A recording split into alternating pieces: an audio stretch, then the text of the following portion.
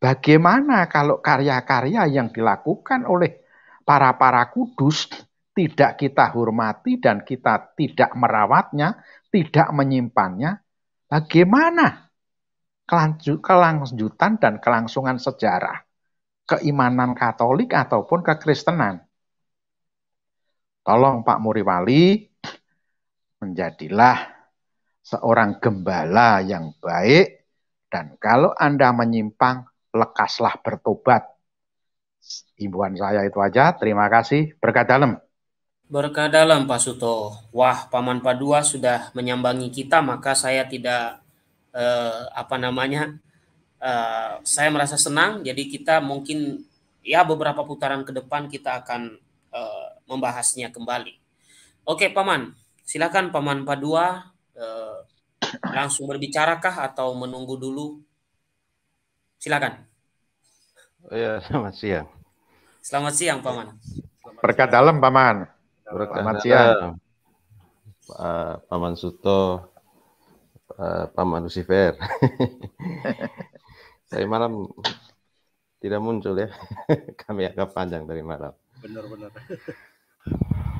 Ya, kalau kita berbicara tentang relikwi ini kan, saya pikir kalau Bang Gia tahu ada bukunya berjudul Direktorium tentang Kesalehan Umat dan Liturgi, Asas-asas dan Penoban. Itu buku resmi dari Kongregasi Ibadat dan Tata Tertib Sakramen ya, dari Takhta Suci yang diterbitkan 17 Desember tahun 2001.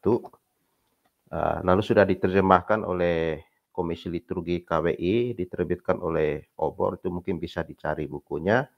Itu berbicara tentang ulah kesalehan umat, termasuk juga devosi-devosi, perbedaan antara apa itu ulah kesalehan, apa itu kesalehan umat, apa itu religiusitas umat, dan juga ada penjelasan-penjelasan tentang bentuk-bentuk devosional, sejarahnya secara singkat, dan juga berbicara tentang tahun liturgi ya, tentang penggunaan kandang Natal, tentang apalagi pesta-pesta orang kudus, dan ya masih banyak lagi di situ, termasuk sampai ya dalam satu lingkaran tahun liturgi. Juga nanti bicara tentang Rosario. Saya pikir itu kalau awam Katolik yang tugasnya sebagai seksi liturgi, saya pikir itu wajib kalau memiliki buku itu, kalau mau diajarkan kepada umat.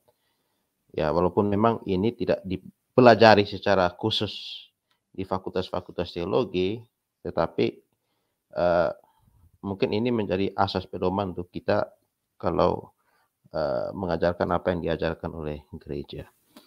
Nah, di dalam buku yang sudah diterjemahkan itu,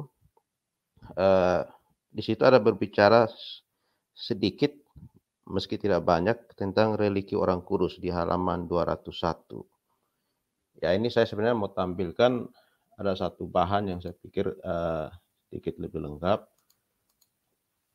Boleh Paman, boleh. Nanti kita angkat. Ya.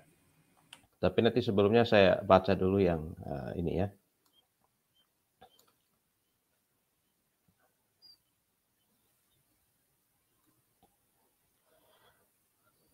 Bentar ya.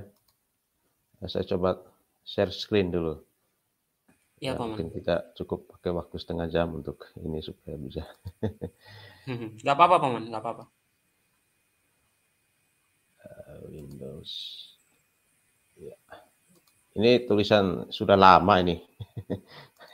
Kebetulan ada bicara tentang ini, saya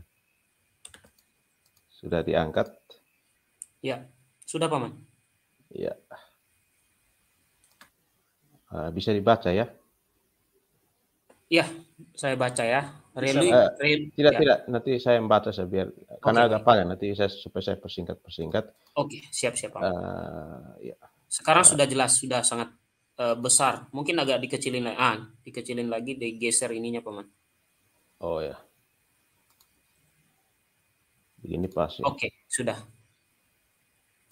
Ya. Ya, pas. Nah, ini saya kutip dulu yang dari dokumen resmi tentang religi orang kudus nomor 236. Jadi Di sini dikatakan bahwa Konsili Vatikan kedua mengingatkan bahwa gereja seturut tradisi menghormati orang-orang kudus dan menghormati pula relikwi asli dan gambar atau patung mereka.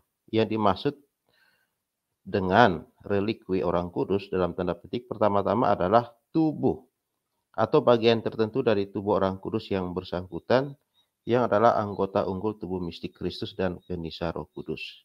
Nah, itu kita bisa baca dalam 1 Korintus 3 ayat 16, 1 Korintus 6 ayat 19, saya coba buka Alkitabnya. 1 Korintus 3 ayat 16.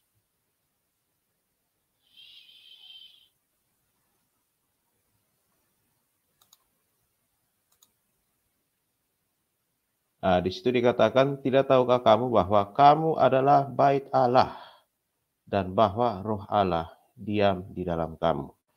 Lalu 1 Korintus 6 ayat 19 dikatakan, atau tidak tahukah kamu bahwa tubuhmu adalah bait Roh Kudus yang diam di dalam kamu. Roh Kudus yang kamu peroleh dari Allah dan bahwa kamu bukan milik kamu sendiri. Lalu di 1 Korintus 6 ayat 2 Korintus 6 ayat 2 Korintus 6 ayat 16 dikatakan, apakah hubungan bait Allah dengan berhala? Nah, karena kita adalah bait dari Allah yang hidup menurut firman Allah ini. Aku akan diam bersama-sama dengan mereka dan hidup di tengah-tengah mereka. Dan aku akan menjadi Allah mereka dan mereka akan menjadi umatku. Jadi ketika berbicara tentang bait Allah, ini berbicara tentang tubuh. Tentang diri kita, bait Allah. Allah yang berdiam di dalamnya itu. Sama seperti orang Yahudi itu, mereka menghormati kenisa Allah, tabut perjanjian. Di mana sabda Allah itu tinggal di situ, lalu Allah melindungi kenisa itu. Nanti menjadi sempurna ketika kedatangan Kristus, lalu Kristus menyelesaikan segala sesuatu, menjadi semua di dalam semua, lalu dia bangkit, dia mendirikan bait Allah yang baru, dan kemudian Rasul Paulus merefleksikan bahwa tubuh kita ini, meskipun berdosa, telah ditebus oleh Kristus, maka tubuh kita ini menjadi suci, tempat kediaman Allah. Nah, itu kira-kira dasar kitab suci kalau berbicara tentang religi orang kudus. Nah, kaitannya dengan itu, ini berkaitan dengan kekudusan mereka ya. Kini tinggal di surga tetapi pernah hidup di dunia. Barang-barang yang dimiliki oleh orang kudus seperti barang-barang pribadi, pakaian, naskah juga dipandang sebagai relikwi. Demikian pula barang-barang yang bersentuhan dengan tubuh atau kubur mereka seperti minyak, kain kafan, dan patung. Itu kira-kira kutipan singkat. Nah, saya lanjut yang di sini. Jadi relikwi itu apa dalam ajaran Gereja Katolik? Barang-barang peninggalan atau sisa-sisa tubuh dari orang kudus yang sudah meninggal. Nah, seperti yang saya kutip dari buku resminya tadi. Nah, relikwi punya dua fungsi. Pertama sebagai alat untuk mengenang orang-orang kudus dan beriman yang telah meninggal. Juga alat komunikasi dengan orang-orang kudus tersebut.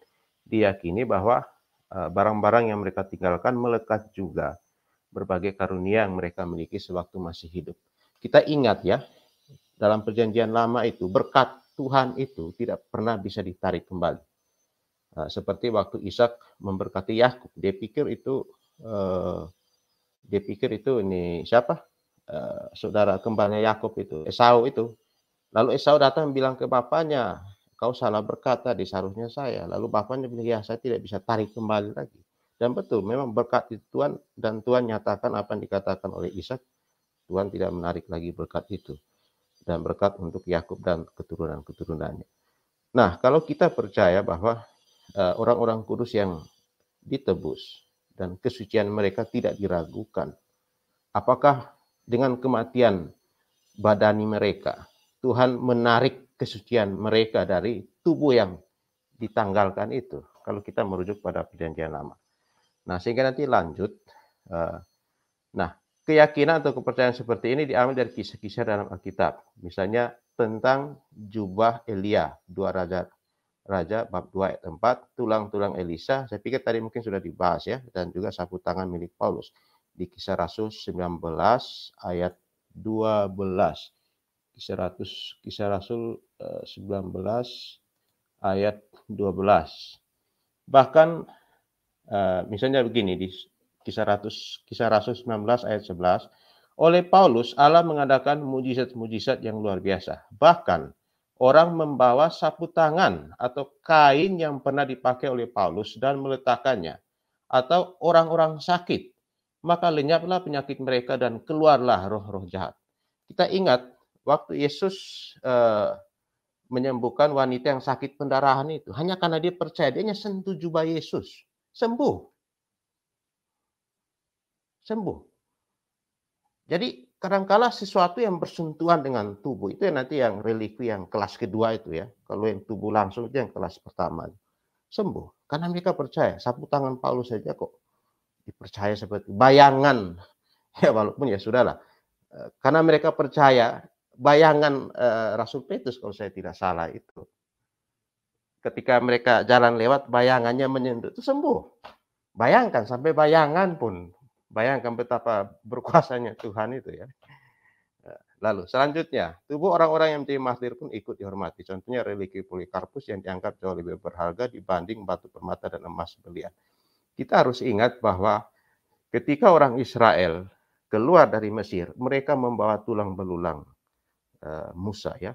Termasuk juga tulang belulang Yakub itu kan mereka makamkan secara baik. Jadi tempatkan di tanah terjanji itu ya. Jadi mereka membawa tulang belulang Yakub, Musa dari keluar. Jadi betapa penghormatan terhadap orang-orang yang setia kepada Tuhan itu penting, bahkan dalam perjanjian lama. Dan perjanjian baru saya kira kutipan ini sangat-sangat jelas.